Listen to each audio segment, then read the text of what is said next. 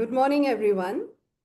Welcome to a session on the Learnometer skills test or training on getting success on Learnometer skills test of 2025. Let me just, okay. Am I audible? All right.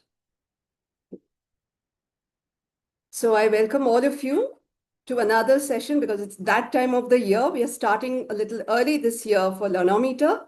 And we are going to come with lots of new information that will be useful for all of you. So we are going to kickstart the first training on how to get prepared for Learnometer skills test, both for the schools and for students, and everything that you need to know on Learnometer. We kickstart the training sessions from this Saturday, and you'll be notified whenever we have the session. So let me ask my colleague Venkateshwar to introduce himself. Over to you, Venki.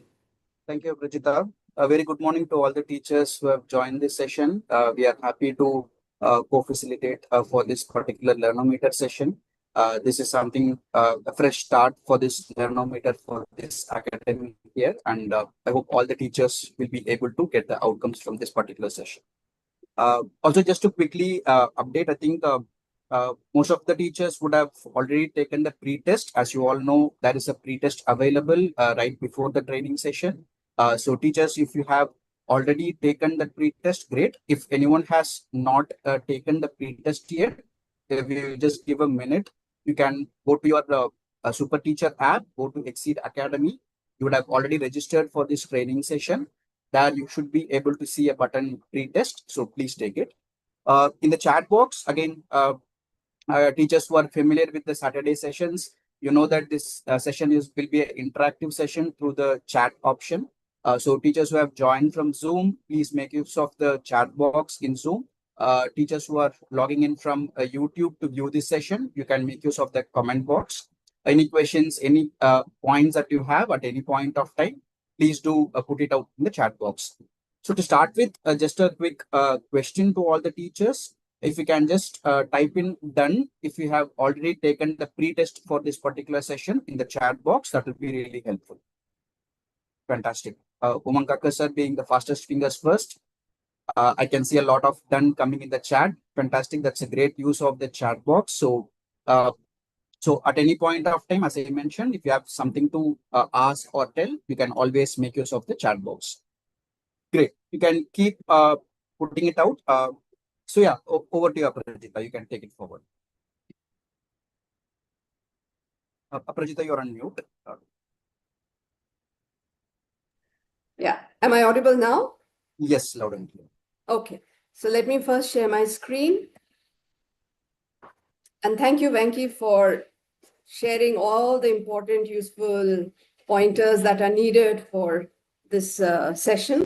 We have to keep it interactive. So we would look forward to all your queries and questions on chat. And feel free to raise any questions, any doubts that you may have. We will be able to answer all your questions in the Q&A section. So what might be even better, that when we open the floor for question and answer, I think that will be that time it will be better if you post all your questions. Otherwise, the questions might get drowned with other comments and all. Yeah. So any queries and questions, we'll take it towards the end. So I'm going to start with the agenda for today's session. Okay. So this is all about XSEED Learnometer skills test. We will be covering 3 broad areas today.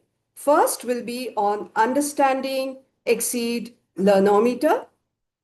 So what is XSEED Learnometer skills test? If there could be some of you who are new to this test, who may not have taken this test before. So we would like to introduce you to XSEED Learnometer skills test. Why is it useful? Why is it such a big deal? We're going to talk about it. And most important, how can students prepare for the test? This will be the first segment. The second segment will be on the technical aspects and school preparation, which will be very, very important. So here, the agenda will be on how to take the XSEED Learnometer skills test, And under that, we will show how to set up the test. That's how to schedule the test, how to take the test online, and how to troubleshoot if there are any issues. In the third segment, obviously, every test must have an outcome.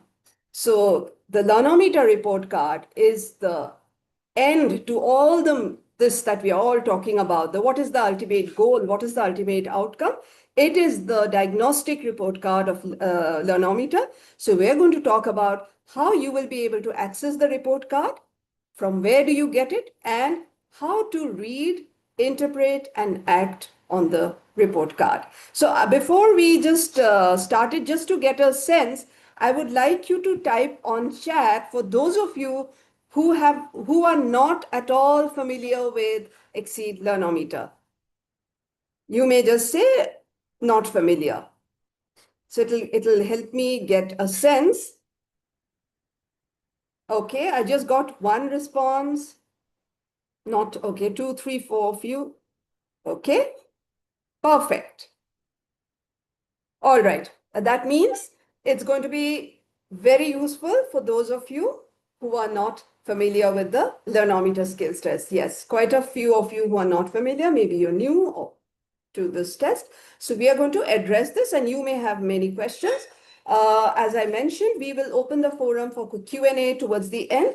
Hold on to your questions and we will address them.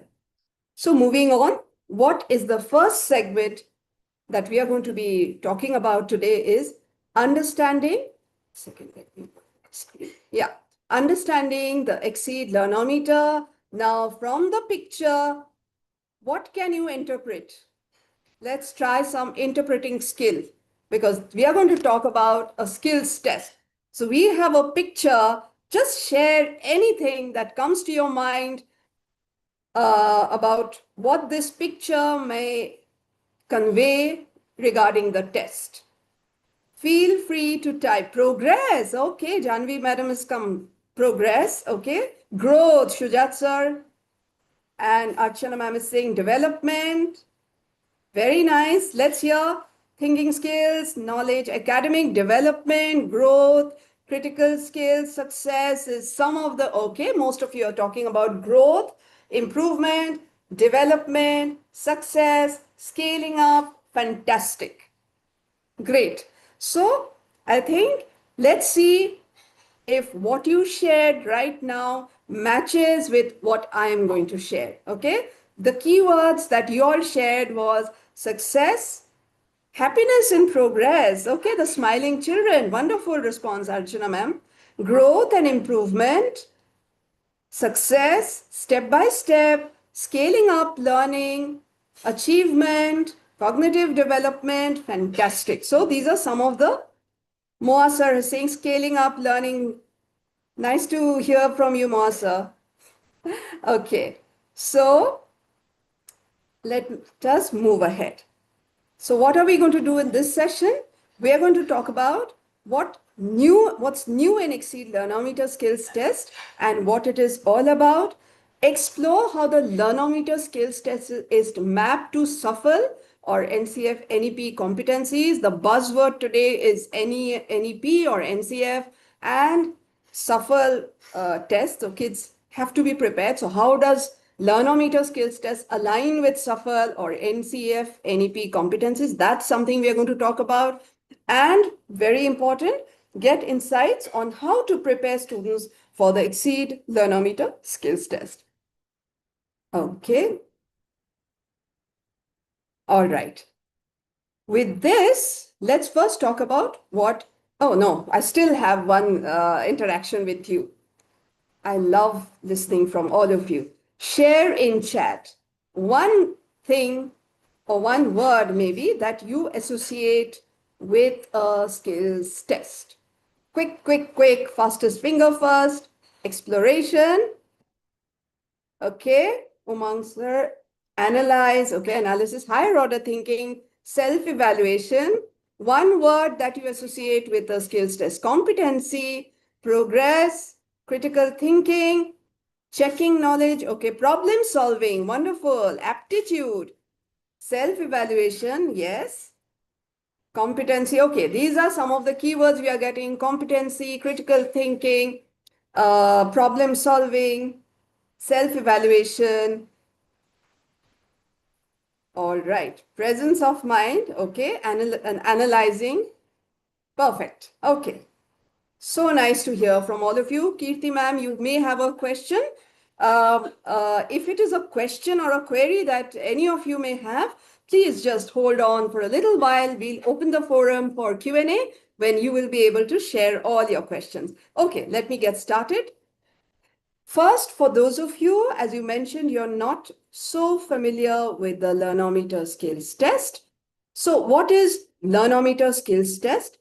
It is a skill-based diagnostic assessment. Now, what is diagnostic? That you get a very detailed report card. The test actually gives very clear diagnosis of the student's strengths, the areas where the child needs improvement, both in terms of concepts and skills and competencies. Okay? So it's a skill-based assessment that happens once a year. It is run by XSEED and it measures only conceptual understanding and critical thinking. Basically, it measures what truly matters. We do not assess rote learning. We do not assess memorization. And what we assess through this test is how well students have understood a concept, how well they can think, apply what they have learned to solve a problem through an MCQ skill-based questions. So the questions are all MCQs. It covers English, math, and science, and it's for grades 1 to grade 8. And the test is mapped to SUFFLE, as I mentioned. We are going to show you more examples. And now, what is the purpose? Why Learnometer? So, as I mentioned, it highlights learning, not just recall. It identifies skill gaps to improve teaching. So you get a diagnostic report card. You look at the report card and you'll be able to figure out which are the areas where the student needs improvement, what are the areas of strength, and based on that, you can take actionable, it gives you actionable insights. That's the report of the Learnometer test for the school to take proper teaching learning actions to help develop the child's competencies and skills. And of course, it allows for personalized, evidence-based intervention. Big words. Basically, what it means is at the end of the test, you get the Learnometer report card. And once you look at it, it'll give you a very clear idea with evidence as to what kind of interventions or what kind of adjustments you may need for different students based on their areas of strength and areas of improvement. Okay, so now we are going to move to the next segment. And before, I think that's a very important announcement I'm going to make now. Those of you who had taken Learnometer earlier, you know, we would take it in November, but this time a big thing has changed. The Learnometer skills test is going to start from September 1st because we want you to get prepared. It's well in advance. The whole technical aspects, which my colleague Venki is going to share, and also to help students to prepare in a way that will help them attempt these problem-solving questions.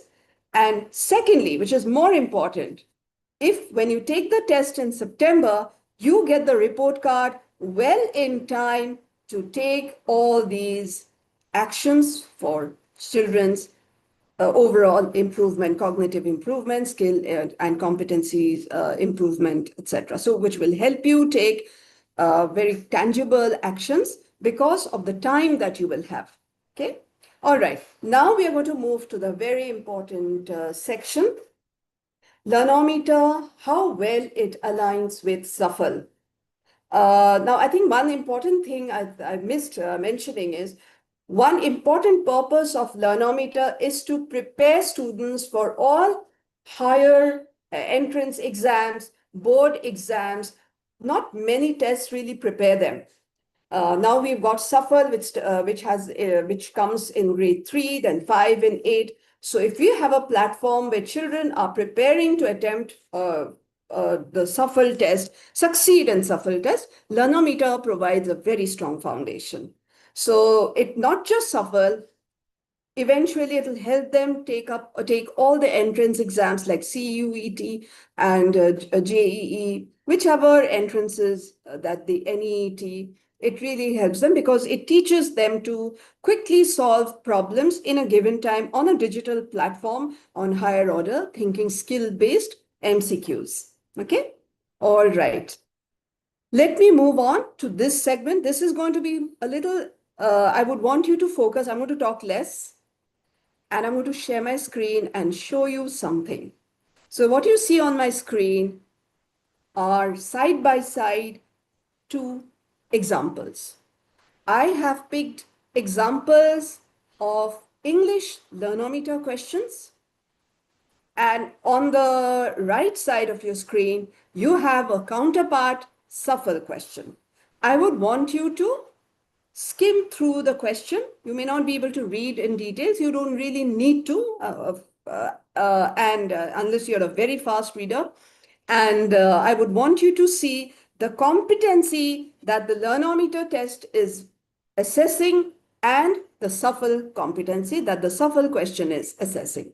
And I would want you to focus on the parity, the similarity, that we are making a claim that Learnometer skills test is mapped very well with SUFFLE. And here is my evidence to prove the claim. And I would request you all to go through the English Learnometer and SUFFLE questions. Just give yourself about 10-15 seconds.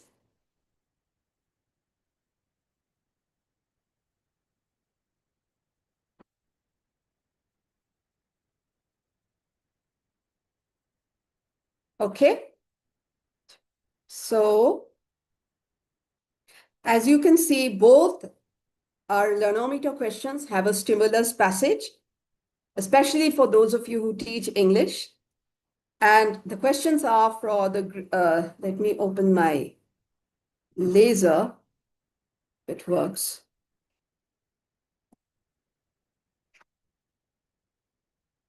I don't want to annotate. Just give me a second. Yeah, okay. I would want you to see the grade 6 question, the English question. It's based on the conceptual understanding skill. In XSEED, we have 3 buckets of skills: conceptual understanding, problem solving, and communicating. So Learnometer questions are all mapped to those skills, plus the SUFFLE competency. So what you see below is the SUFFLE competency taken from SUFFLE handbook or the NEP standards. So this is the competency: identify the main and secondary ideas in a grade level text. What children have to do, they have to read the passage and then they say what the passage is about. There are 4 options, they choose the correct option. So how will students be able to answer this question? They have to read the stimulus text carefully, read, comprehend. The answer is actually can be inferred from the passage. You can't directly find the answer, but that's why it's a critical thinking test, and this is mapped to the SUFFLE competency. Coming to the grade 5 question, again, we have a mythological text as a stimulus, and then we have a question: what is the message of the story? And the SUFFLE competency it is assessing is retrieve explicit information in a grade level text. Likewise, I would want you to focus on the SUFFLE question. Again, this is also a fictional story. And we have a question which is again based on the text. It is mapped to the same competency that I showed you for the grade 5 question. And the question is, how does Mala feel about the old man and the birds waking her up? So the details can be inferred from the text. So this is how, these are just samples of English and SUFFLE to show you the alignment.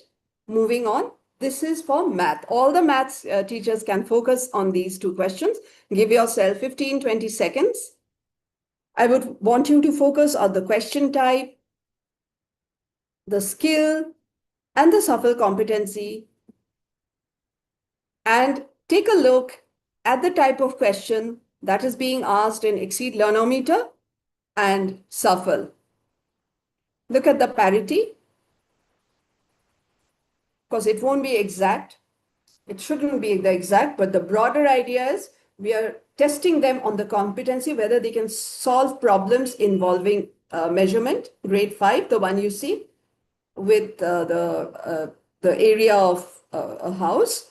And here in SUFL, it's about the length of a rectangle, and they have to solve it using the understanding of the concept of measurement. Now, if you look at the grade 4 question, this is on fraction. And the SUFL competencies identify and represent fractions. And this is how SUFL is asking the same question on the same competency. And while you take a look at these questions, especially for the XSEED Learnometer, as teachers or in the teaching profession, and just think about what do students need to focus on when they answer such questions. We always have a stimulus which comes in the form of a diagram, a text, or a visual, a geometric figure, anything. Then there will be the main question followed by 4 options. So always just keep in mind, what is it that students will need to answer the question? They have to pay attention to the stimulus, read it carefully, look at the 4 options, maybe use an elimination method in their mind mentally to eliminate the incorrect ones, and then zero in on the correct one. All based on thinking skill, reasoning, higher order reasoning skill. Yeah. Okay. Now moving on to the science. So here you have the Learnometer XSEED Learnometer questions, grade 8 and grade 5 on 2 concepts. This is on properties of water, solution solubility, and this is on food and nutrition.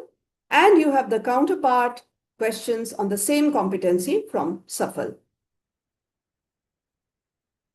Give yourself, especially science EVS teachers, you can see the parity, see the kind of questions we ask in Learnometer to assess the SUFL kind of competencies.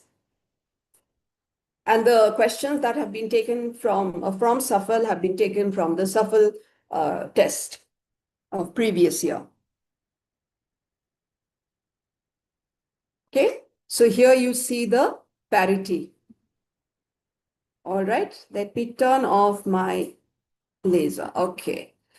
So now if you have any questions on this, just give yourself a little time. We'll open it for question and answer.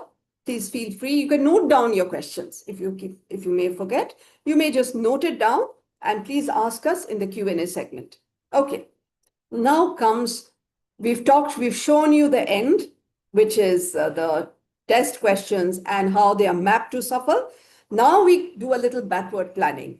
So how do you really get students to prepare for the Learnometer test? I know some of you, especially those who are new to Learnometer, the burning question, I would have probably had this question in my mind if I was a new teacher, somebody new who's has just been introduced to Learnometer, that what is the syllabus? What do we need to cover? What do we need to complete? Which blocks do we need to complete for students to take the Learnometer test? So my response is no syllabus is needed. Just keep doing the blocks that you are doing. Now, the natural question is why no syllabus is needed? Well, because we are testing them on specific competencies like fraction, say, for example, or food and nutrition. We are not going to pick content from the stuff that they are reading right now, because this is not assessing their content knowledge, but we'll pick a thinking skill question where a lot of information will be given on the stimulus itself. And they'll derive the answer from the stimulus. And we pick concepts that we know children, say, of grade 3 would already know. There'll be a little bit of pre-knowledge. We do a very deep academic analysis on which are the concepts, which type of question, what should be the difficulty level that a child of grade 5 in September will be able to answer. So I would first say, please don't worry of syllabus coverage. We might have had questions on technical aspects or how to download the report card. Sometimes maybe you're not finding the report card, but never ever question that your questions were out of syllabus, because it's never been based on syllabus. Okay, so I am very, very I'm very motivated to share a particular acronym. Moa sir is here in the audience today, so I'm going to share one thing which he had said once when I asked him, "So, what is Learnometer test for you?" And his one answer was, "It's rote learning elimination test." So if you're listening to me, Moa sir, I think you'll be able to recall, and we all loved this. And this is exactly what the Learnometer test is all about. It's about rote learning elimination test. So you don't really have to worry about syllabus coverage, okay? The learning happens daily, and there is a very easy format. And you just focus on the effort, not marks. As I said, my first thing will be having been involved in Learnometer for quite a few years now. Never get so worried or paranoid that, oh my God, this student did so well in this test in the class, but how come his marks are not up in math, is not up to the mark? I would say it's a very good thing that it gives the opportunity to find the areas of improvement and help build, because Learnometer test is not an end in itself. Okay, it's a means to an end. The end will be maybe the SUFL tests, or it could be the other board exams.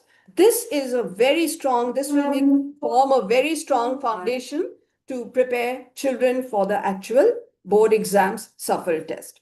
So never get paranoid. Now what I'm going to do is, I hope I'm within my time span, so I'll have to, yeah, I think I am.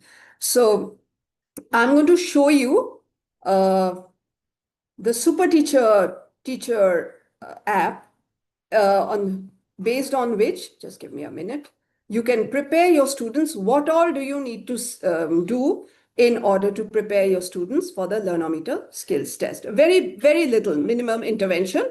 So just give me a minute. Just give me a minute. There's a lot of background.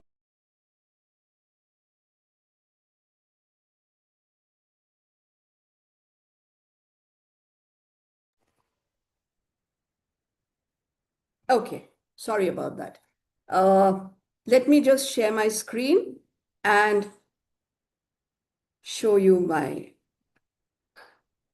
just give me a moment. Okay, I'm showing you the Super Teacher app, which all of you would be familiar with. Now, where in the Super Teacher app can you find some questions that will help children prepare for Learnometer skills test? So let me pick what I have right now on my screen, English grade 2. So you open any block and go to the last lesson, which is the more practice or practice lesson, where children do all the class practice questions. It's not the revision block, it's not the assessment block, it's the practice lesson of every block. So I'm opening one, and you keep scrolling down, and these are the class practice questions that children do in class. And I would want you to see the last question, okay? This is only on Super Teacher app. View the question. This is a Learnometer type question. And we introduced these questions a few years ago. And for every block, every grade, every subject, the last lesson plan of every block, which is the practice lesson, will have the last question, which is a Learnometer type of question. Again, you see, they read a paragraph and they choose the option from here. It's a very typical Learnometer question, and teachers can also see the answer. So it will help if you make your children practice these last practice questions from all the practice lessons of the blocks that they have done till now. Likewise, we'll open a math one, and randomly, let me open any lesson.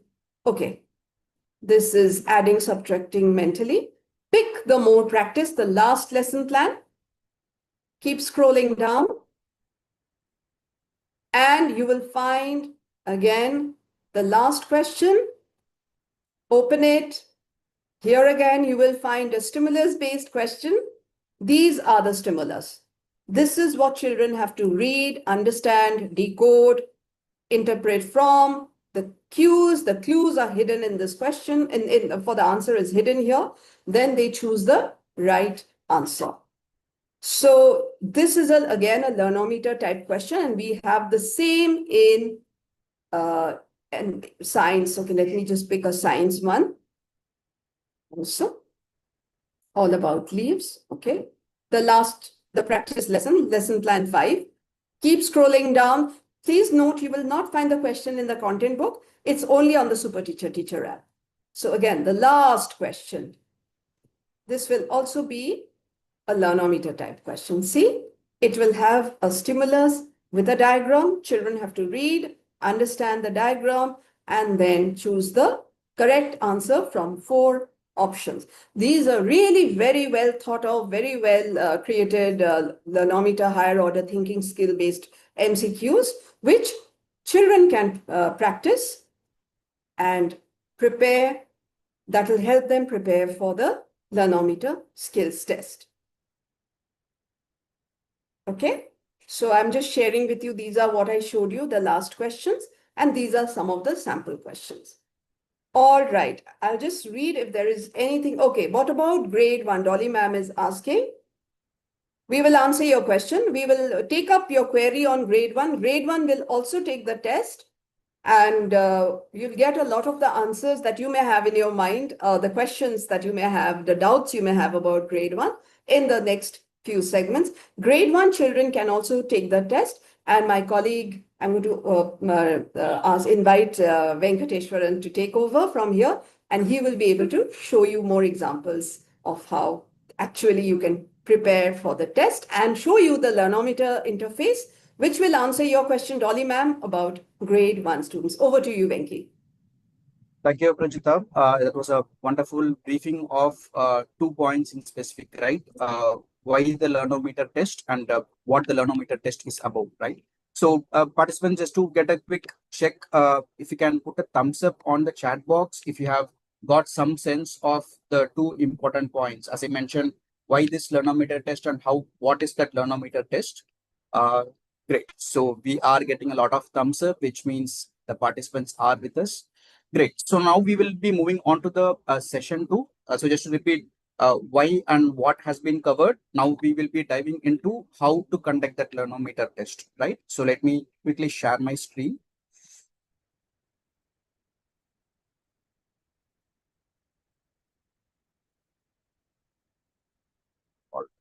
Uh,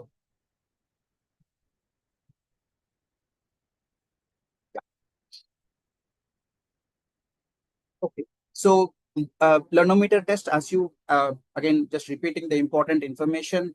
Till last year, we would have conducted that Learnometer test in the month of November, right? But this time we are actually conducting in the month of September itself, as Aparajita had given out the reason. So that's I just wanted to reiterate that important point. In this session 2, what we are going to see is how you can set up that Learnometer test, how parents will be able to register their children in the parent app, and how the children will be able to actually take the test.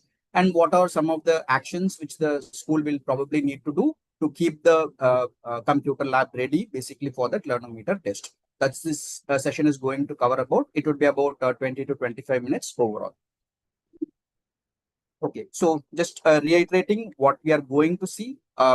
First is understanding the technical requirements. What all things I need to keep ready in my computer lab. What all things as a teacher I might need to keep ready, and what all things that a student needs to prepare for. That's the first one. And a second one is how the student IDs will be generated, which is basically how the parents can do the registration in the parent app for this Learnometer test. And we will also be seeing how a school can schedule a Learnometer test for their school. Again, internally, you might be preparing some timetable, but ultimately, you will need to schedule the test in the Super Teacher app. So we will see a demo of that also. And finally, we will also be seeing how a student test taking view will be looking like. Again, just a quick question on the for all the participants, if you can just put it on the chat box. How many of you have been part of any online test that you have conducted already? It could be any test in general.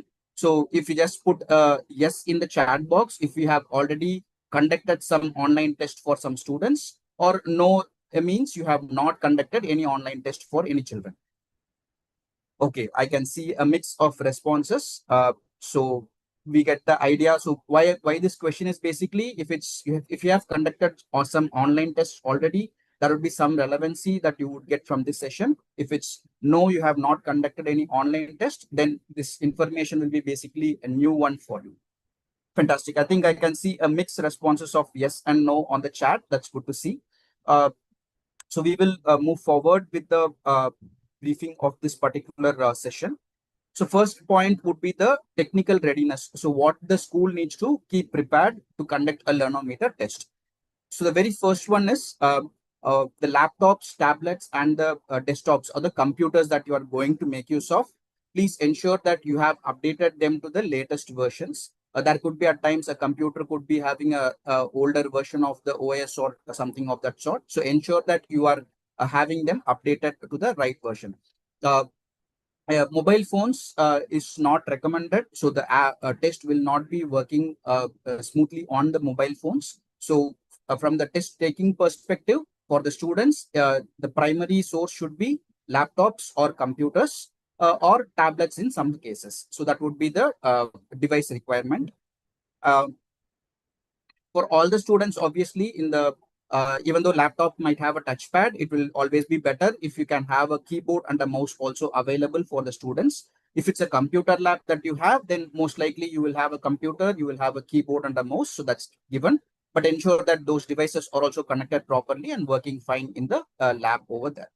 And from for grades 1 to 2 perspective, I will be showing something for you which will be interesting. So please ensure that they have headphones also available, which will help the students to understand the questions a little bit better. So that's on the keyboard, mouse, or the peripherals essentially. Uh, then comes the internet connectivity. So please ensure that the school has a very good internet connection connected to all the computers. As we put out a recommendation saying that it needs to be 20 Mbps per system. So ensure that there is a good internet connectivity flow. So these are items which you can get it checked even before you actually conduct that Learnometer test for your school. So now we have seen the device requirements, the internet requirements. Now comes the tool, right? So the tool that we will use will be the browsers. So the Learnometer test can be taken from either Chrome, Google Chrome browser, or Firefox or Safari. These are some of the recommended browsers that we would tell to the schools. And for these browsers also, there will be some version updates that will keep happening, right? So just like we tell always, update your Super Teacher app or update your parent app. Similarly, these tools also will have some version updates. So you can just have a check with all the browsers that you are going to use and ensure that they are updated to the latest version. So if you have a school computer admin or IT admin, you can just let them know. They should be able to check all these aspects and keep the systems ready for the Learnometer test. And as I mentioned, yeah, the last point is on the IT staff. So if you can, so two aspects from the IT staff perspective. One is before even you have the dates ready, please tell the IT staff to have all these set up in your lab, check them, everything and stuff. And their presence would also be really valuable when the test is actually being taken by the children on the campus. Okay, so these are some of the readiness points from the school's perspective that you can have it ready for the Learnometer test. Now we will jump on to the sorry, there is one more point, which is validating the logins of all the students. So you can just log in into some of the students' IDs and then put the relevant codes, and then you will be able to check it once whether it's correctly logging in or not. So this will also help to confirm for you, okay, this is test is available and you can take over this particular test. Right. So now what we will see is, we will see, as I mentioned, we are seeing the how-to aspects of it, right? So I will be showing you three separate demos. Demo number one would be on how the parents can do the registration in the parent tab. This is what the student will come into my particular school, and the XSEED ID will be available. So parent registration is point one. Second part of the demo would be is how the admins will be able to schedule that Learnometer test in the Super Teacher app. That is what the actual date and time where you fix it up. That will be demo of demo two. And the third demo will be is how a student can take the test on that particular day. So I will be showing you a sample login and I will go through the aspects. So these are the three demos which we will be covering in the next 20 to 25 minutes. So number one is parent registration on the parent app. Number two is scheduling the test in the Super Teacher login. And third one is how the child can take that Learnometer test online. So let me for now stop my screen sharing.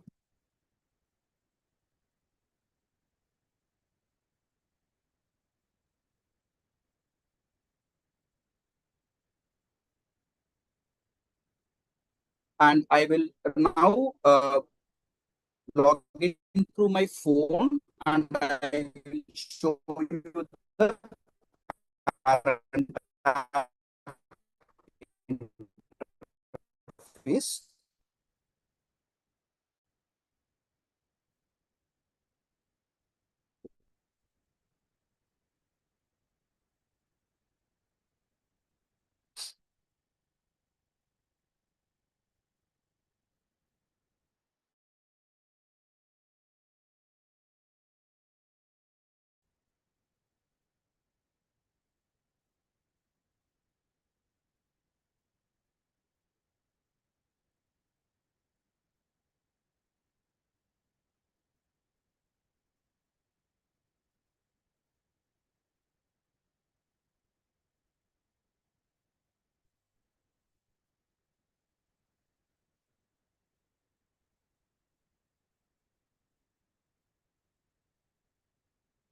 I have joined from my mobile phone. Now I will do a screen sharing.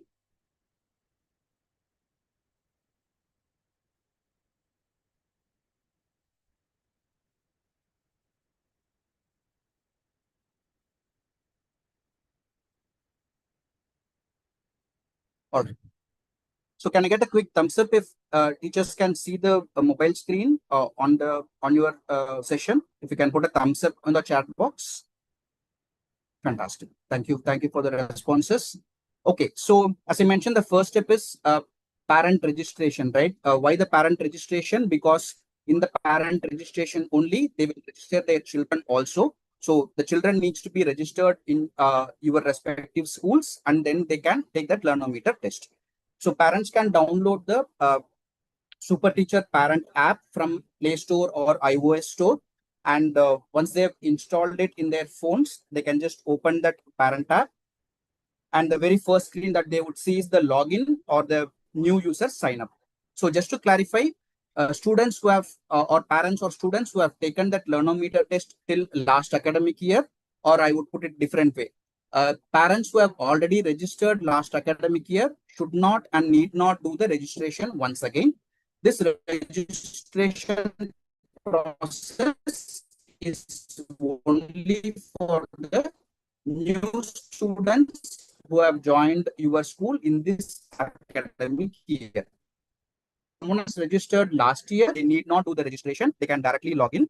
Typically, grade 1 students will be newly coming into the system in your school. So grade 1 students maybe, and any new admissions in grade 5 or grade 8, only those parents will need to uh, do the registration. Obviously, if a school has come into XSEED for the first academic year, then all the students will need to get registered in the system. So parents can download they can click on the new user sign up option. the first page that will come is a small form basically, which will ask for the parent details. This page does not have any student details, but this page will cover the parent details. So let me just type in the parent details over here. So I'm just typing the name of the parent, and the parent can make use of either mobile number or email ID to do the registration. So let me just do a email registration over here. So I'm typing the parent's email ID now.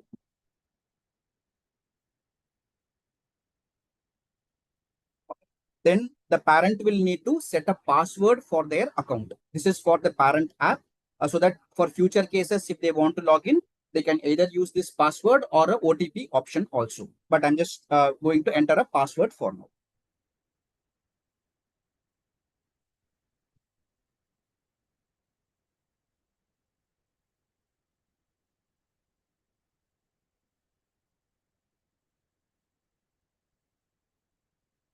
And I will need to reconfirm the same password once again.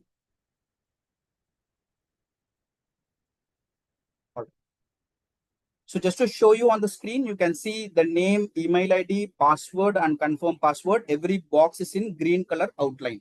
This means the entry has been done properly. There is no mistakes done in these entities. The password is also matching on both the places.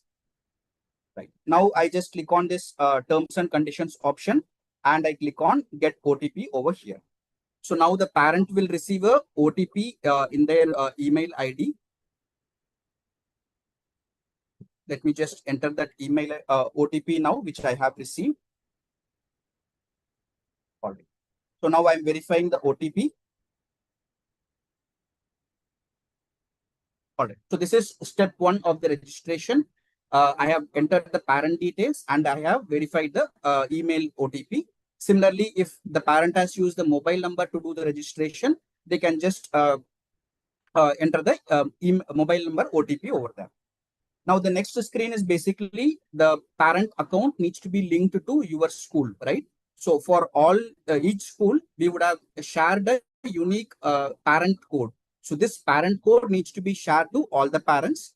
You can check with your school admin. There would have been an email already from XSEED, which will have the parent code available. So I am now going to enter a demo account dummy parent code right now.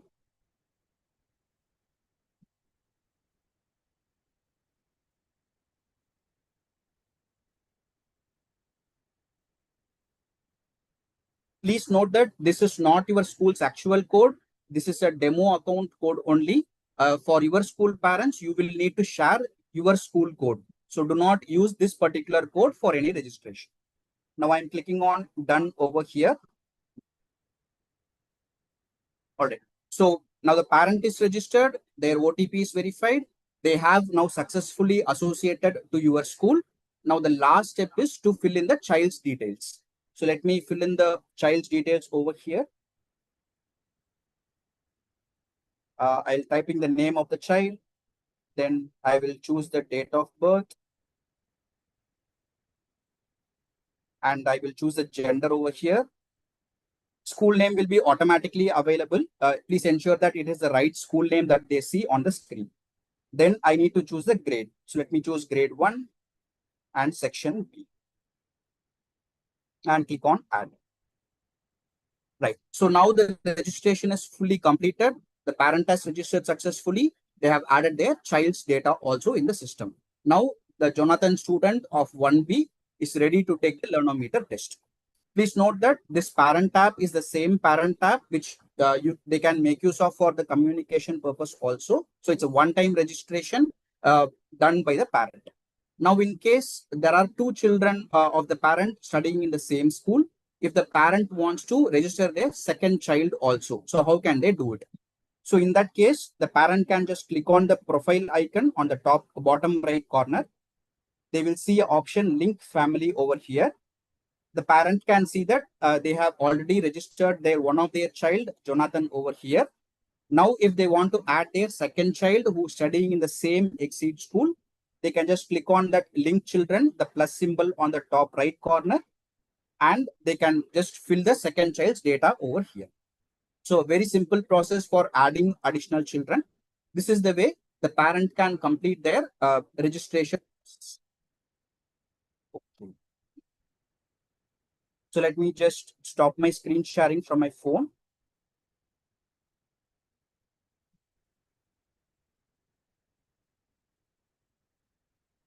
All right.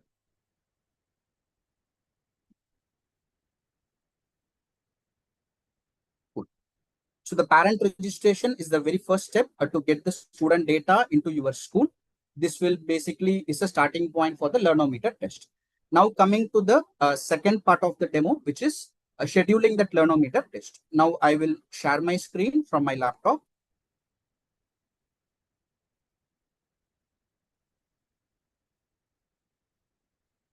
So right now I am in the web version of the Super Teacher app.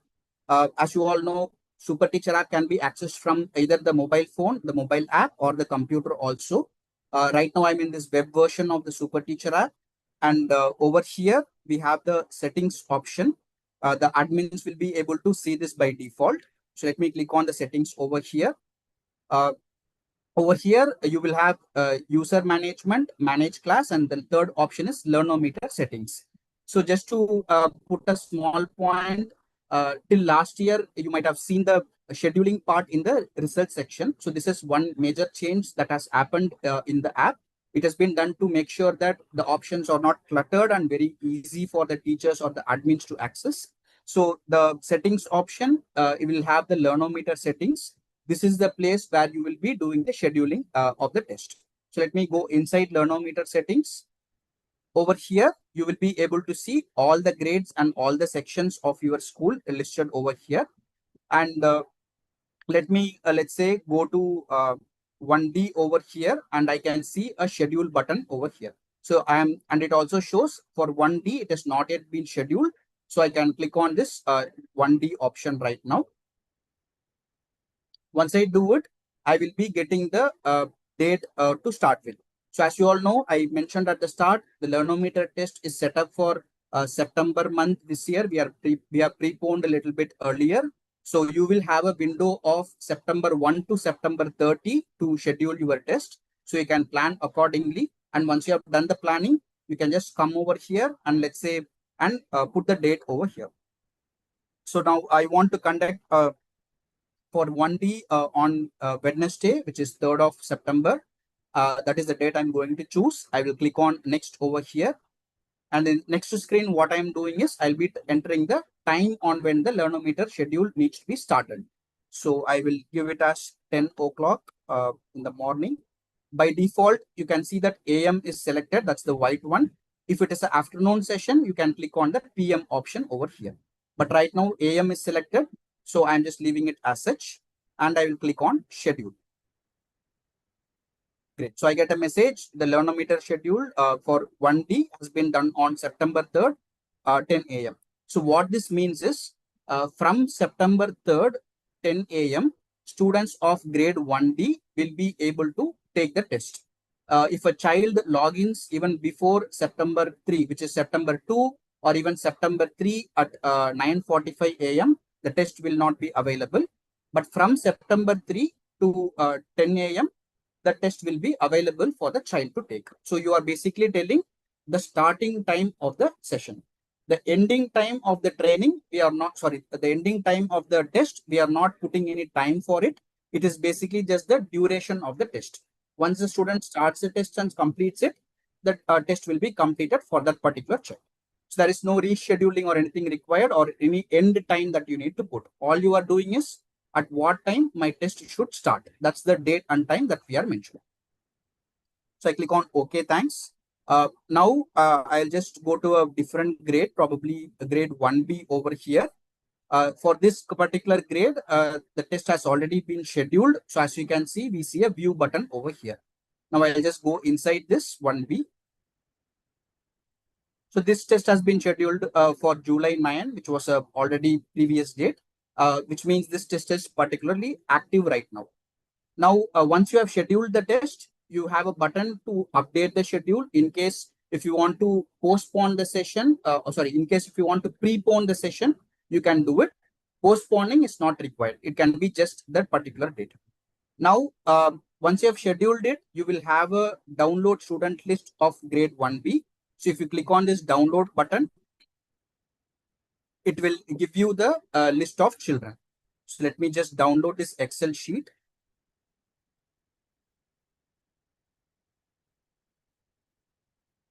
Let me quickly shuffle to that Excel sheet. I will stop my screen share and share the Excel sheet on the screen.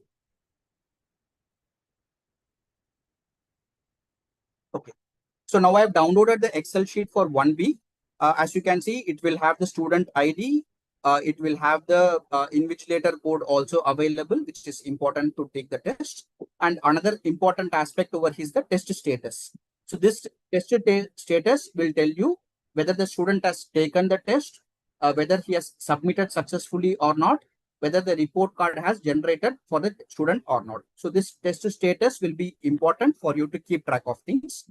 Now this Jonathan is a student which I just now registered from the parent app, and I am able to see this particular student on the Excel sheet. So this way, once your school 20 students or 30 students have registered, you will be able to see all the students over here along with their test status. So this is more of a data point which you can have. Right. I'll quickly stop my screen share and reshare the web version once again. Yeah. So this download can be made use by the admins to download that Excel sheet. And there is the same invigilator code available, which is important for the test to be taken. Now, I keep telling admins can access this particular page, right? Admins can schedule. Can the teachers also do the scheduling? By default, no, the teachers will not see the grade list in this particular Learnometer settings. But in case if the admin wants or a school wants the teachers also to see this particular page, the admins can go to again settings option. They can go to user management. Let's say I open a teacher account. And in this teacher account, if you come to the bottom, there is something called section administration access. So now this particular teacher has been given the section administration access for 1B, which means this particular teacher will be able to see the 1B grades scheduling part and can download the Excel.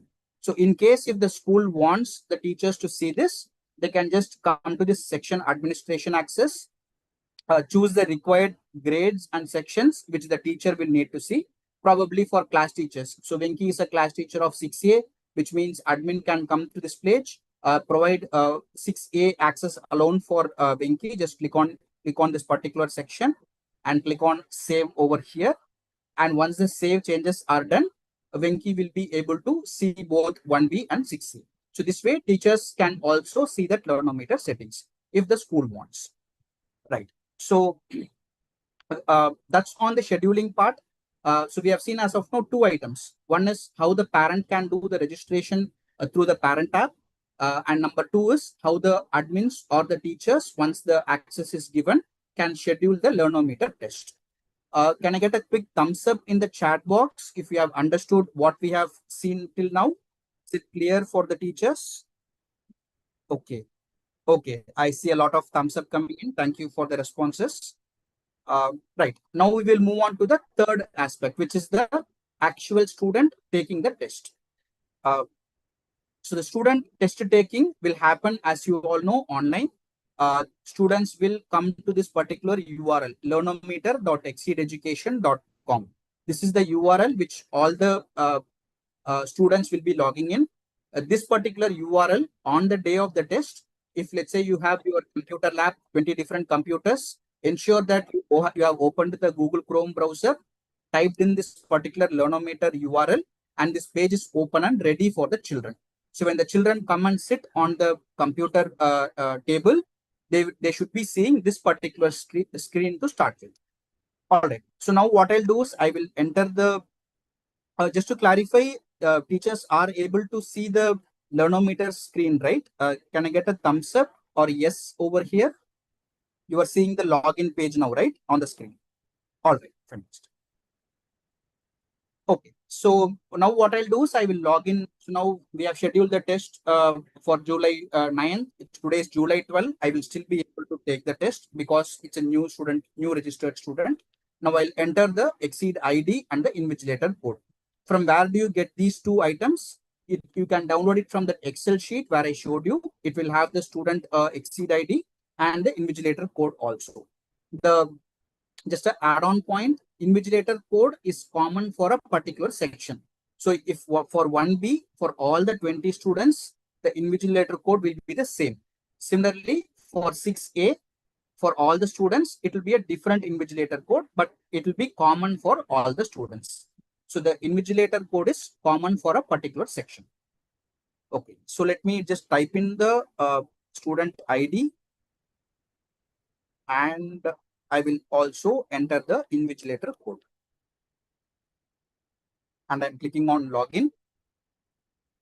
Yeah, so now the student has successfully logged in and they can see there will be one test available on the screen. Right now we can see XSEED Learnometer skills training over here. So this is the actual test which the child is going to take. So let me click on the take test option. So in the very first screen, what they will see is some instructions. What is the total number of questions available? What is the duration? And some basic instructions like there is a practice test which they need to take before they take the actual test. They can use the preview button. So there are some information. So I would suggest all the teachers to read through this once before you actually take the test and help them in taking the actual test. Now I'll go inside it. So the very first step is after logging in, student clicks on the take test button. There is a practice test which they will need to take first. It will have 3 questions. The purpose of this practice test is to get the students familiarized with the options. So let me go inside this. Yeah. So on the top, we can see there are 3 questions available in the practice test. The duration for this practice test is for 5 minutes. And that as I clicked on the take test button, this 5 minutes timer has started. Now I'm seeing the first question over here, which word sounds the same as cat, and there are 4 options available. There is a functionality over here, which is the speaker button. If you click on it, the system will read out the audio or the question. So let me click on this. Which word sounds the same as cat? Okay, I think I did not enable the audio option. Just 1 second, I will reshare my screen. Yeah. So I'll click on the speaker icon once again. Which word sounds the same as cat? Teachers, if we can just put, okay, you can hear that. Thank you, Umang sir. Yeah, so this way, students can click on the speaker button over here to listen the question also. This is why the headphones will be useful for the students. The same speaker is available for the options also, so they can hear those words. Put. Pin. Yeah. So once they hear the words, they can choose the right option which is required. So let me just say I choose this math option over here. Right. So now I can select the option and then once I've answered a question, I can move on to the next question over here. So this second question has images in the question, right? So once the image loads, students will be able to see the same and they will also see the options below. If they want to enlarge and see an image, they can click on this preview image option. It will come as a full screen for them. And once they have seen the image, they can click on the into mark over here. Now I have seen the image. Let me just give an answer. So let's say I'm choosing 5 over here. Now I have the next button also, and I have a previous button also. So which means in case if at any point of time child wants to go to a previous question, they can just click on it. They will be able to change the option if required also. So this next and previous can be made use for that particular thing. And so I'll click on next over here. And this also I have already answered. So I will again click on next option. So now we are in the third question. Just quickly going back to the top, we can see that the question 1 and question 2 are in green color, which indicates that the child has answered something for these 2 questions. It's not about the correct answer, but they have chosen an option for these 2 questions. So this way, if there are 35 questions over here, Ideally, all should be in green color when they come to the last screen. Now in the last screen, we have the third question. Here the question answers also has images. Same way, they can just click on the preview image and they will be able to see the image and close it out over here. And finally, click on submit option. So this is a very important step. When they come to the last question, they will have the submit button. Only if they click on the submit button successfully, the system will take it that the child has completed the test and will get the reports generated in 72 hours. Now, in case if a child has missed to click on the submit button, then the report will not get generated. So ensure that the instruction is clear for the children. When they are in the last screen, they click on the submit button over here and it will come up pop-up message. So if they want to check something, they can click on continue, or if they are sure, they can just click on this submit option. Now this will mark the test completion, right? So this is for the practice test. The same process is available for the actual test also. Let me just quickly go inside. What we are going to see is basically some demo questions only. So let me click on start test option. Yeah, so the actual screen will appear over here. Same way, all the questions on the top are displayed. The student can click on a particular image. They can answer the responses by selecting the checkboxes over here. They can click on next button to move forward to the next questions. And I'll just quickly scroll through. So this way they can keep forwarding to different questions.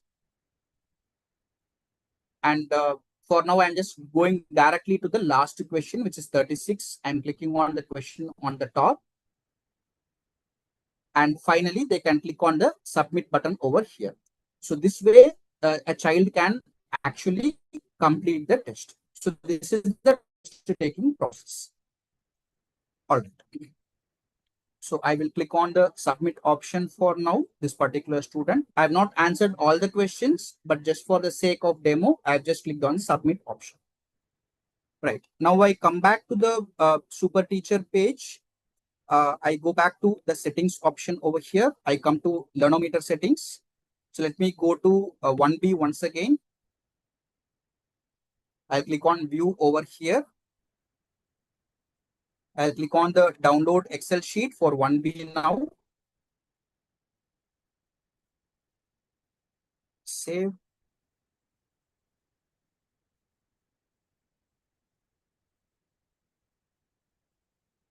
So now you can see in this Excel sheet, the test status has changed to submitted, which means as per the system, the child has successfully completed the test. If the student has not submitted it properly, then this will not show as submitted. It will show as in progress. So this submitted is important for the child to see. And after this submitted, what will happen is the report will be, the student's report generation, it will be queued in for the process. In a maximum of 72 hours, the report will be generated and it will be available both in the super teacher app and in the parent app. And once the report has got generated, this test status will say as report generated. So that means the student report is available in the parent app for the parents to see. So this is the overall process of that Learnometer test. So just repeating, point one was parent registration. We saw how a parent can do a registration. We also saw how they can add their second or third child. Second step was scheduling that Learnometer test, which is available. The position has been changed this year. It is now available in settings, Learnometer settings. There you can go and schedule the test for a date and a time. Then the third, what we saw was how a child can actually take the test online. They will put in their XSEED ID and the invigilator code. They will need to take a practice test first, which is mandatory, the 3 questions. Once that is done, they can click on the actual test and they can go through all the questions and finally click on submit. And once the test is submitted, in a maximum of 72 hours, the report will get generated and it will be available in the super teacher app for the teachers to see and in the parent app for the child parents to see. So that's on the entire day. All right. So now I'll again come back to the presentation.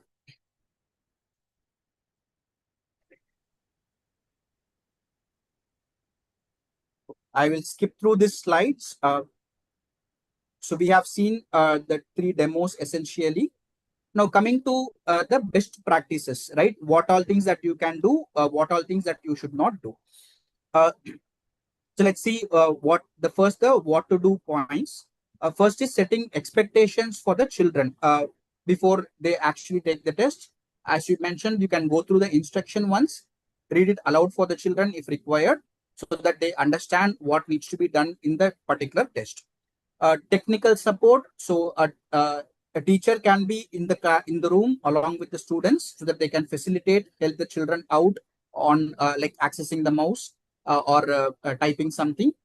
Also, if the IT admin can be there in the computer lab when the test is being taken, in case of any technical issues that they face, the IT admin can assist them. Reading the questions aloud.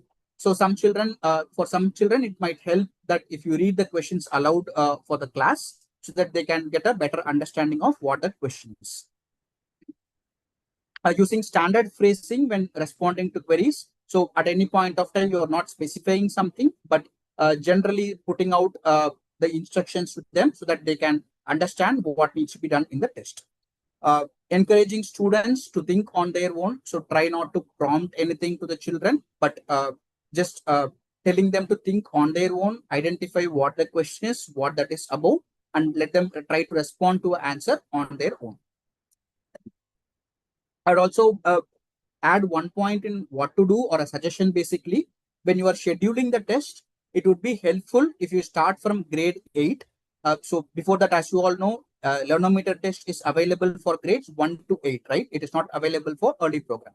So in 1 to 8, the scheduling part, how you can do is, first you can schedule for a grade 8 class, which means they are bigger boys or girls. They will know how to access computers. They might have been familiar with online tests and stuff. So the children of grade 8, you can schedule the test first, which means children can take the test. The teacher will also get familiarized with the process. It's much easier to guide those children to start with. You can then come down to grade 7 and grade 6 and grade 5. And finally, you can schedule a test for grades 1 and 2. By this particular time, the teachers, the IT admin, everyone will be familiar with what the test happens and how it happens. Will be much more easier for you to conduct that actual test. So that's another recommendation that we can provide. Now, what not to do? So things that you can try to avoid while doing this Learnometer test. Never ever tell the correct option or hint the correct option to the children while they are taking the test. Do not lead them to any specific correct answers. So let them think on their own. You let the facilitator or the teacher not provide any right responses. Similarly, try not to explain the concepts of that particular question. Again, the purpose of this particular test is to analyze the skills of the children, right? So let's not do any more briefing on the concepts of that particular question, but only what is necessary for them to think on their own for that particular question. Similarly, some questions might be difficult, some questions might be easy. So try not to put a pointer on that particular thing to the children, which might, so that they might feel that, okay, this is a difficult question. What if I get it answered wrongly? So let's not try to put that in the children's mind. Let them attend every question on its basis, try to think on their own and try to respond to that particular question. As I mentioned, never try to provide any hinting or any kind of gestures so that the children would get the right response from the facilitator or the teacher. Obviously, the last point is basically not to be there around the children all the time. As we all know, if someone is keeping on looking at us, we might feel a little uncomfortable in what we are doing, right? So it's basically like the teacher is there in the room, but they are not there in the room, kind of a thing. So you kind of keep moving around, but not spend too much time on one particular child, kind of letting them free and they can think on their own. So these are some of tips which you can follow and you can take it. All right. Cool. So that puts the end for the session 2, which is on the demo part. Now I'd like to invite Aparajita back for the session to take over on session 3, which is on accessing and interpreting the report card in the Super Teacher app and in the parent app. So Aparajita. Thank you, Venki. That was very, very useful to know all the technical details, and who better than you to share it with the schools. Thank you so much. So let me just share my screen first.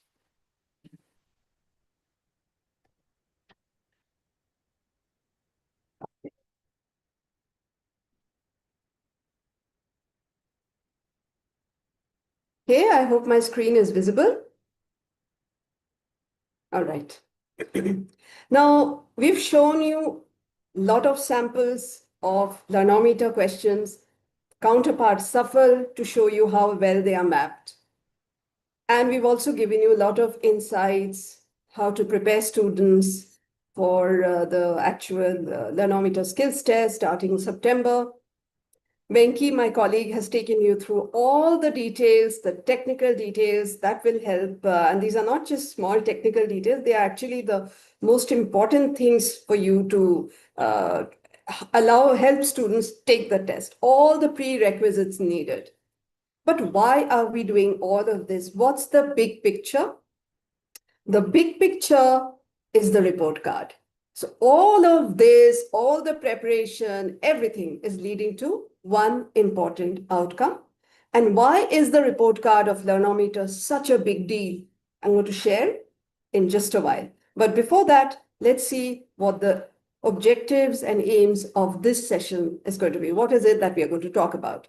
First, learn how to access the report card. Where do you find the report card? Second, how do you use the insights from the Learnometer report card to improve teaching learning, which is the main purpose? Now, before we get started, I would like to hear from you.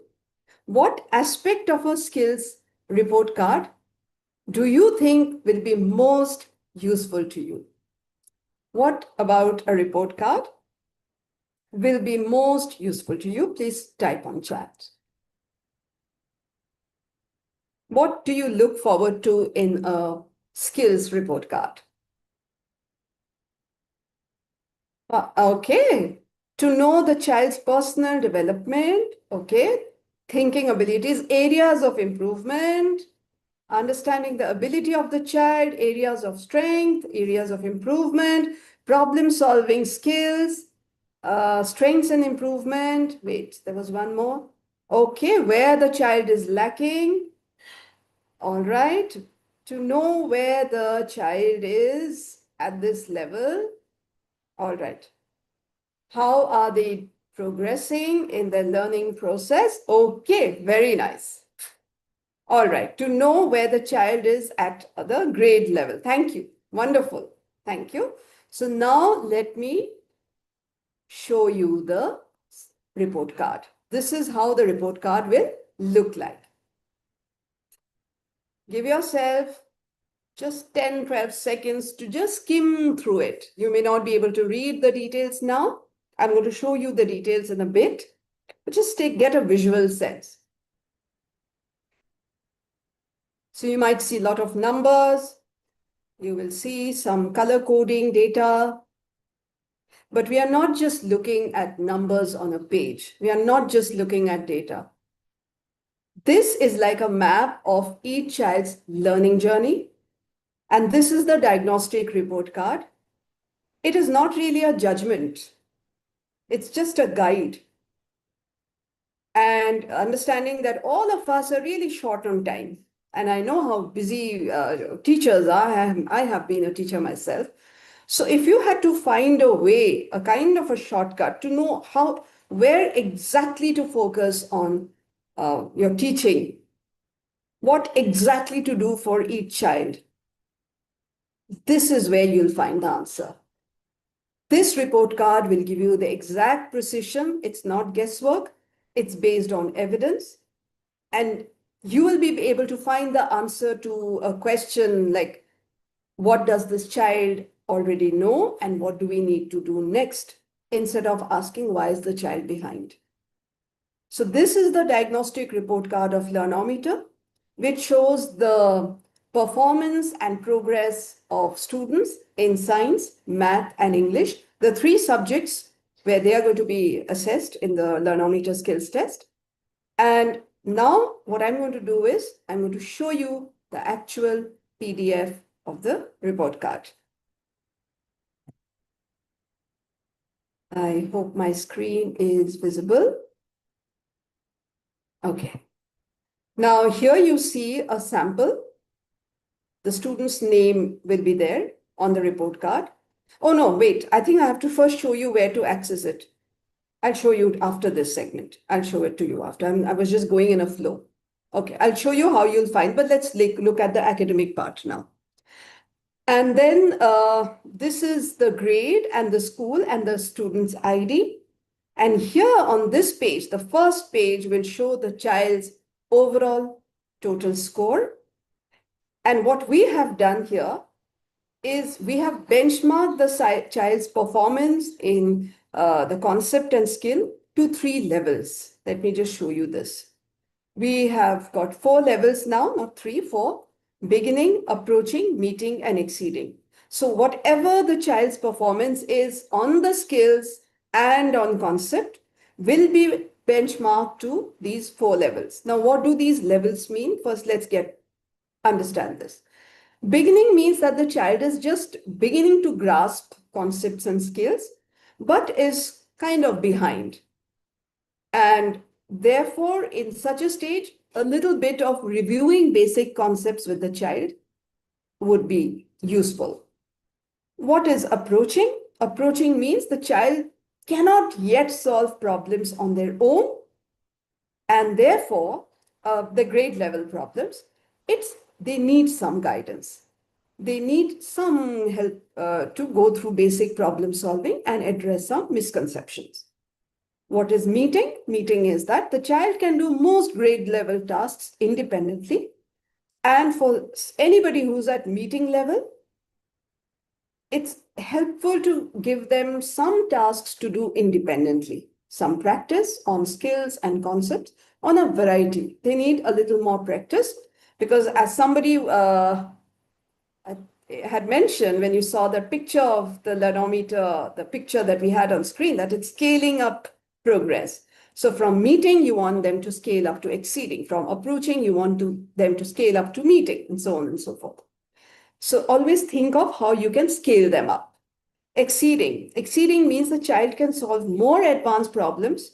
And therefore, what do you do with such a child? Give them more challenging tasks. You need to scale up. And these are the 3 major skills on which we assess students. I would like you to see the section. Let me see if I can't use a laser right now. So we have 3 buckets: conceptual understanding, problem solving, and communicating. So all the questions in Learnometer in these 3 subjects will assess these skills. In English, there will be some questions assessing conceptual understanding, some problem solving, some on communicating. And what do these mean? Very simple, very quickly, I'll go through. Basically, understanding means just about making sense of information, which is if they're able to comprehend, read, recognize pattern, apply some basic reasoning, and because these are important for 21st century careers. Then comes the next level in the hierarchy, which is problem solving, where they apply concepts to real life problems, which includes making comparisons, finding similarities, differences, making predictions, estimation, and summarizing things. Yeah. And the problem solving usually caters to some unknown situation. Are they able to apply what they know to solve something they don't know? They are not familiar with. Communicating is where they express ideas and solutions. It's more about expressing in writing, through visuals, through charts and diagrams. And this is very important because students must be able to express their ideas clearly. Now, you may ask that how do we assess communication? Well, we give them 4 options based on the communicating skill. So they have to choose the correct option, which will test if they know how to express themselves, if they had to write a letter, if they had to design an experiment, if they had to draw something. We'll show them 4 options. They have to choose those. Okay. Now I come back here. So now you've gotten an idea about the 4 levels. So here, let's look at the sample, student of Ravi Sharma. So Ravi Sharma is at an exceeding level in English because this is the subject score. He scored 93. And coming to the points, let me tell you, if a child scores anything from 75 to 100, the child is at an exceeding level. Anything from 50 to 74 is at meeting. From 25 to 49 is at approaching. And 0 to 24 is at beginning. Yeah. So I would want you to see the scores. This child, 72, meeting. It's less than 75. Likewise, in science. Now, we also give a skills course, not just subject, which is the concept, but also skills. Here you see, this person has really done well. So it's 84. Is that exceeding in English on conceptual understanding? In problem solving, the child is also at exceeding. He's just scored 75. In communicating, also, the student is at 77. So all three skills, the student is at an exceeding level. But in concepts, in math and science, the student is at a meeting level. And we also explain what these actually mean. We just highlight these here for you to understand what these actually mean. Just give yourself 10 seconds. You can just read one sample, one example. Yeah, then I'll move on.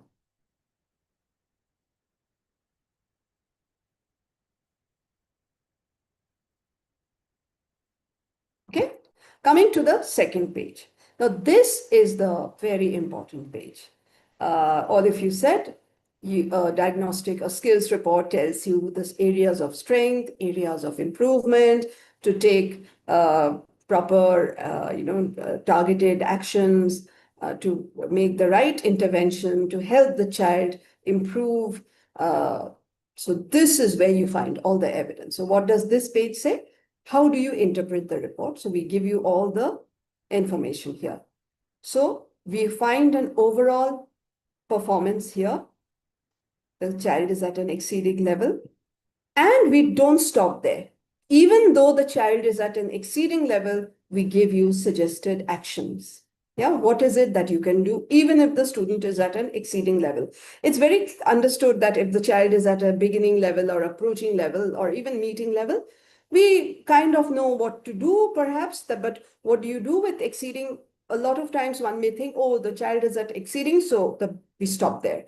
But here we give you suggested action for exceeding students as well, as you can see, and we highlight their areas of strength and areas of improvement. Now, Ravi is definitely at an exceeding level in English, but we identify through the Learnometer skills test, we identify his areas of strength and the areas where he needs improvement. And we give you specific example. Just to show you a few here. Yeah, let's look at one of them. We're focusing a lot on math and English, so why leave science out? So here, for example, we share his areas of strength. His conceptual understanding is strong. And what does he understand? There were questions on animal behavior or food, safety. So we highlight that particular one example. And he may have some misconceptions on seed dispersal, on deforestation. So we highlight that as well. Plus, we also share the actions that schools can take based on this report. Now we come to the last page. This is where we show our all our skills and how they map to SUFL. And even after mapping it to SUFL, where does the child stand? So you take a look here. We've picked up the SUFL competencies for the grade, and we've mapped it with our skill sets I shared with you. And on these skill areas, where does the child stand? So we give you a comparative report with SUFL, NEP, NCF, and the XSEED skills to know which level the student is with regard to his performance. And why is this page important? I think this is the page which will help you for Safal. So if you know he's an exceeding level, look for give him more advanced tasks. If you think he's at here, Safal does not have any competency for grammar or writing, so there's none. They have mostly for reading comprehension. So here you will find the data. Likewise, here Safal has all the competencies for geometry, data handling, measurement. And if you know how the child has done vis-a-vis the Safal skills, which concepts, so here you will be able to find and you will be able to help the child get better prepared for the Safal test. Yeah, it goes on. So this is the Learnometer skills report. Now, let me come back to where you can find this report card. Let me share my screen. Okay. Now, you see, I'm on the Learnometer homepage. And if you go to the results section, just click on results. And you can click on the grade and the section. And you will find this sample of the overall class result of grade 1A. If you see here, it's for section grade 1, section A. You can use these filters and find the detailed result of all students of a consolidated result of all grade 1 children. And we are showing it even through a bar graph. Okay, the overall score, and this you will find how they fared. And here we also show, this is just a dummy. And you can also click on different subjects and find them. Now, yeah. And now what we will do is you can also download the student reports from here. And if you keep scrolling at the bottom, just give me a minute. Yeah. You will find the student list of all the grades and sections. You can click on any section and choose, you clicked on grade 1 and you can choose the section later. And then you will find the names of students of grade 1. And then if you click on this, you will find something called, one second, let me click it slowly. You will have XSEED results, school performance. If you click on XSEED results, you will be able to find the individual report card of the student. The one that I showed you can be downloaded from here.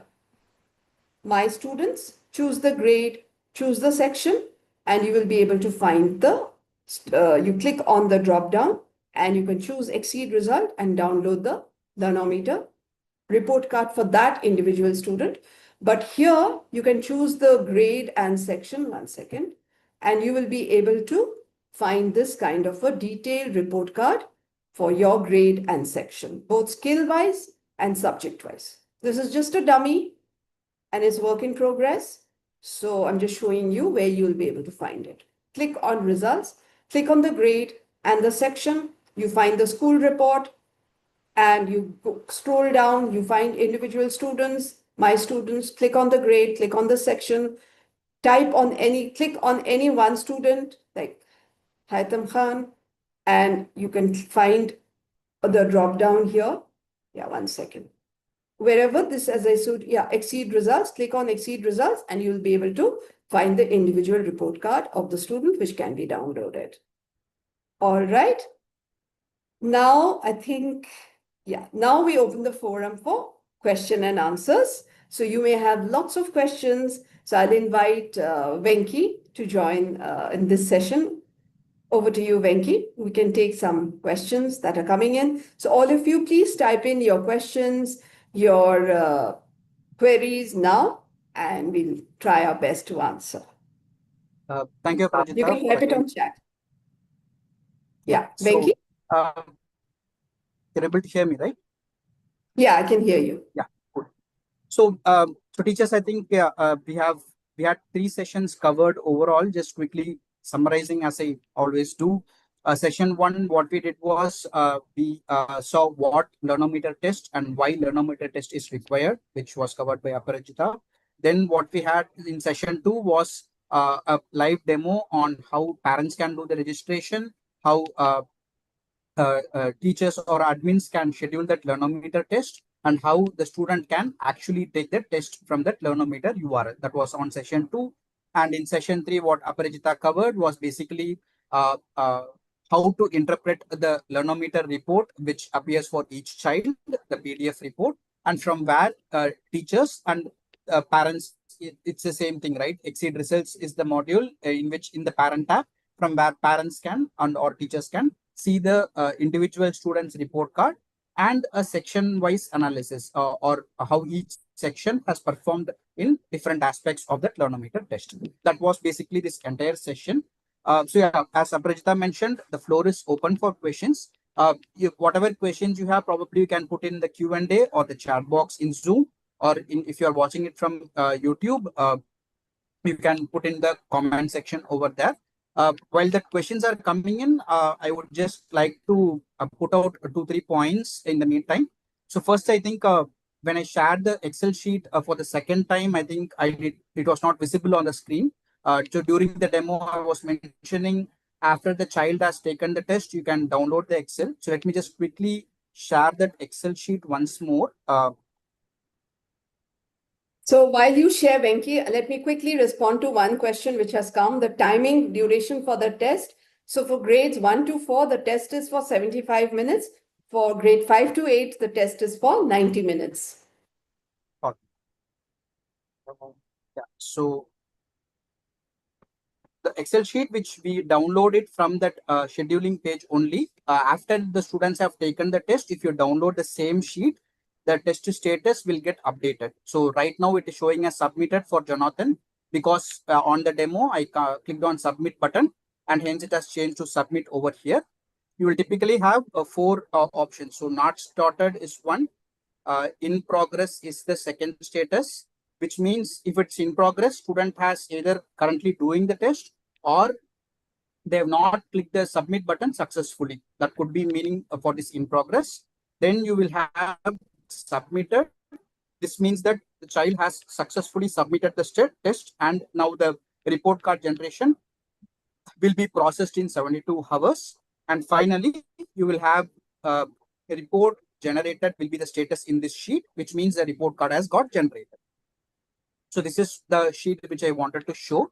Now, second point which I wanted to also share is, again, I will share my screen. Just give me a moment.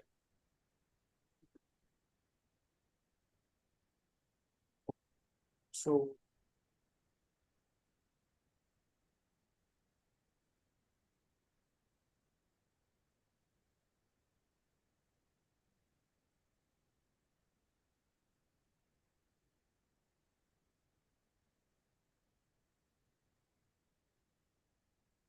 so in Venki, the while you chat share, box, yeah, in the we are chat getting a box, lot of if you see, questions.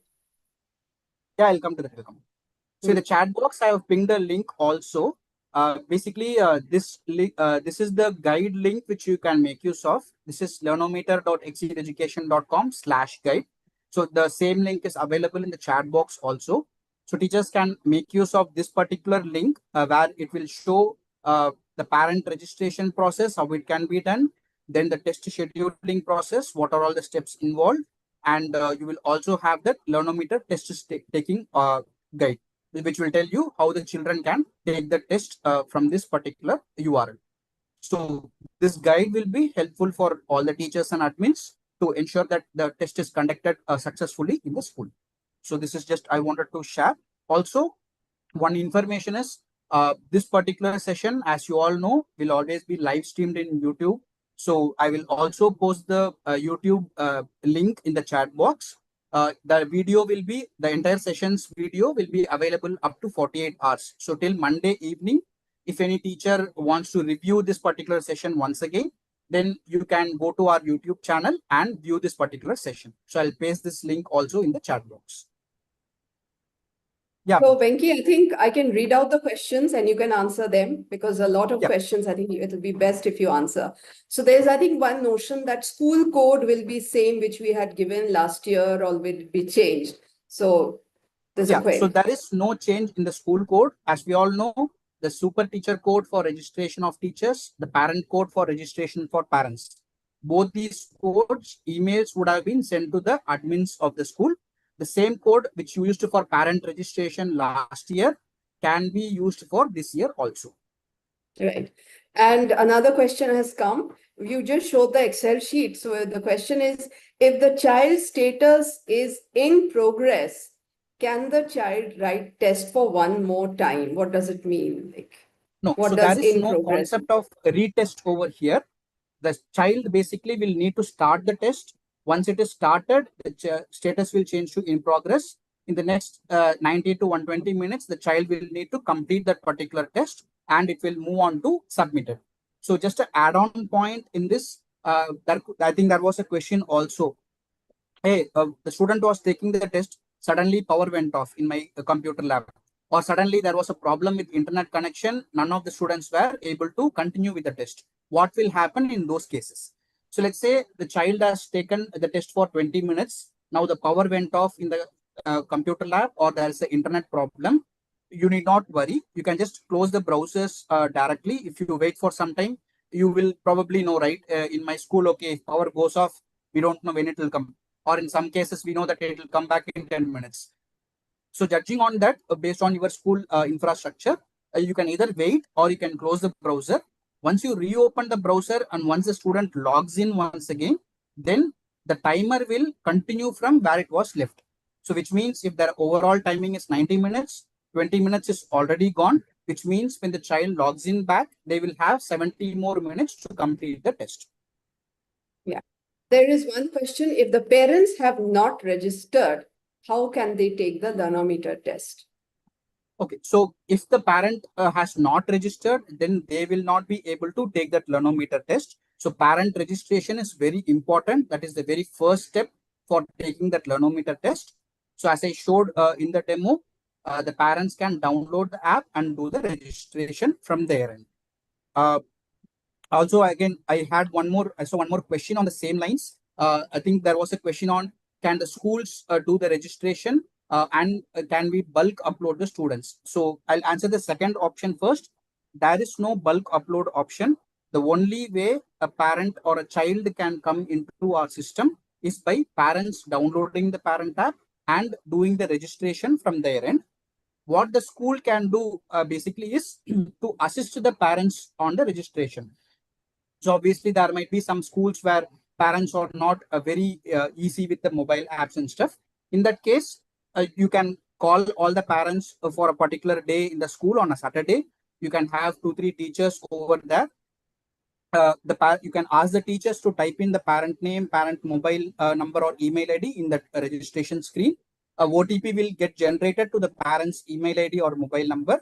Get the OTP from the parent, enter the OTP, then fill in the child details.